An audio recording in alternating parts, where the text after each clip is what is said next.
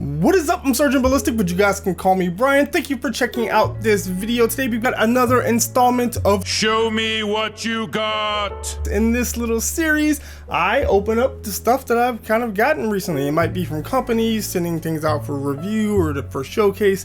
It might be stuff I picked up for personal projects. It might be things for like DIY projects, builds, a whole bunch of stuff. But I got some really cool stuff behind me. So why don't I show you guys what I got?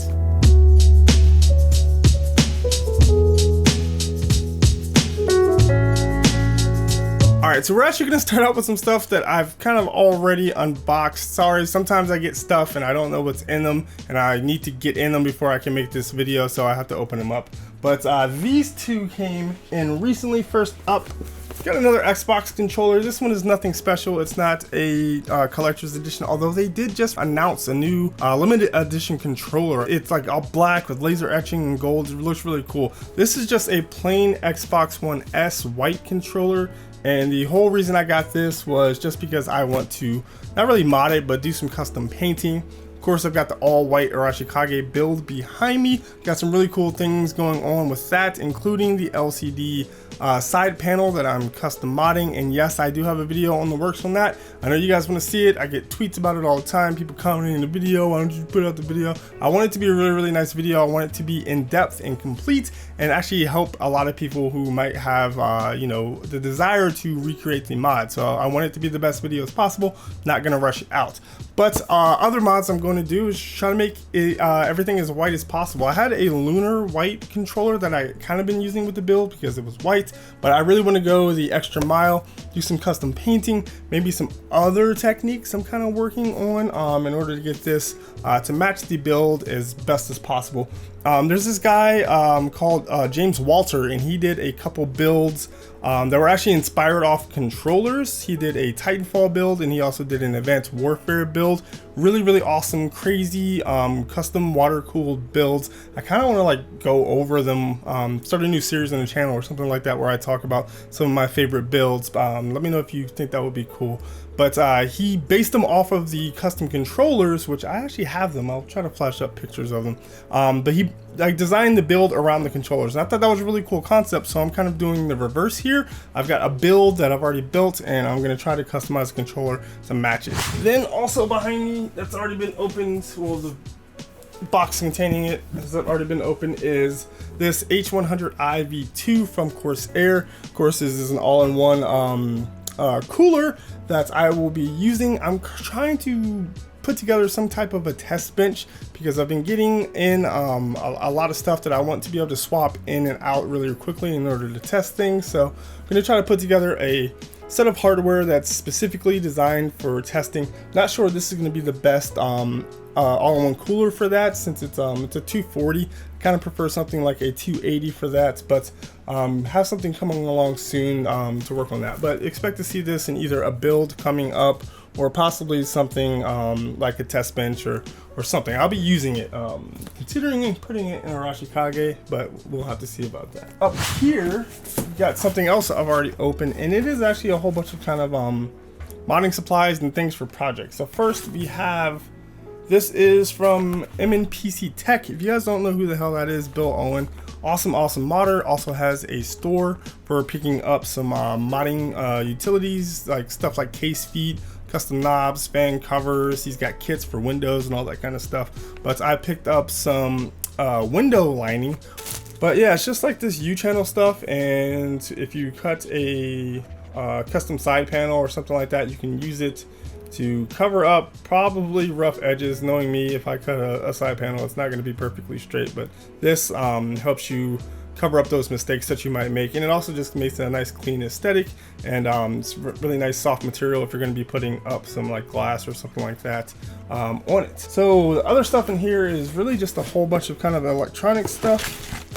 We've got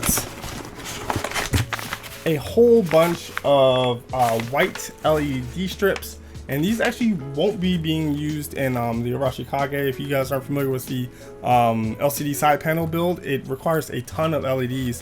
What I'm going to do with this is the lighting I use in my studio is kind of falling apart. And I saw this video where a guy made a really awesome, super bright, like 1000 lumen, no, it might have been even more than that, but really bright LED panel using a whole bunch of LED strips. So I got 3 or 4 things in order to help me with that. Obviously the LED strips, and these are just white. They're not RGB or anything like that.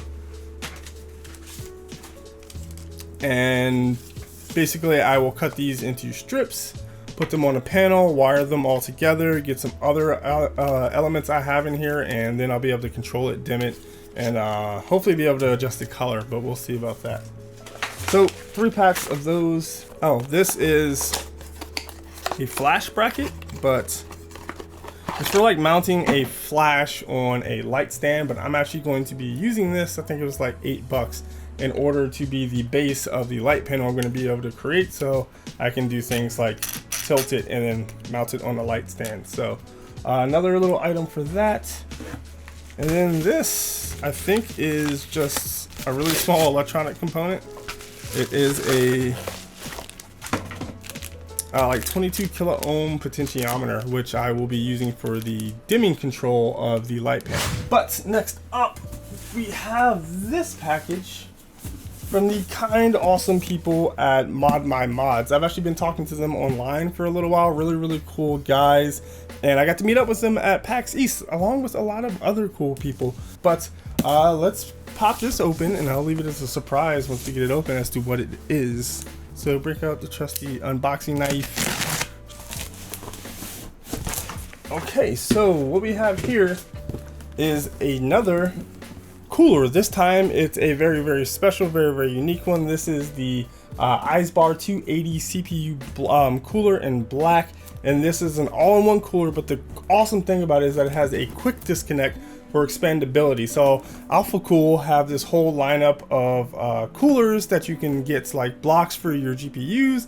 I think they might sell blocks or GPUs pre-installed with them, but it's kind of like a really cool intermediate step between just using regular all-in-one coolers and then also you know, like the full-blown custom water-cooled loop. So with this, you'll be able to use the quick disconnects to expand the loops. You start out with something like this, maybe, or maybe, you know, buy the water block for your card as well, and then when you want to, you can add more radiators and or more components to your loop. So gonna be testing this out, gonna have a full review. I'm thinking about doing an unboxing just because I'm not 100% familiar with this product. I've actually been doing a little bit of research on it, but let me know if you guys have specific questions, anything you want to specifically see tested with this. Yeah, so I'm really excited to be able to check this out. If you guys aren't familiar with Mod My Mods, go check them out. I'll have a link in the description below.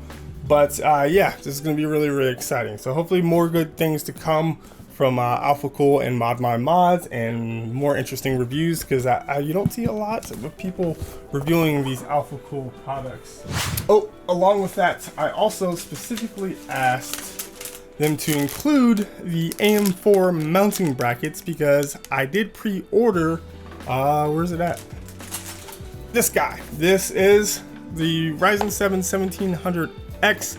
I pre-ordered this the day things went live, but problem is I don't have a motherboard for it because Amazon and Newegg are just extremely low on stock, and I had one pre-ordered and it just, the shipping date kept getting pushed out, so I canceled it. So I'm a little bit stuck there, but hopefully we will be able to get some other things. And this is going to be the big thing. This is from AMD, and I am not exactly sure what's in it, but I have an idea, so I thought I'd share it. Loving you. Loving you.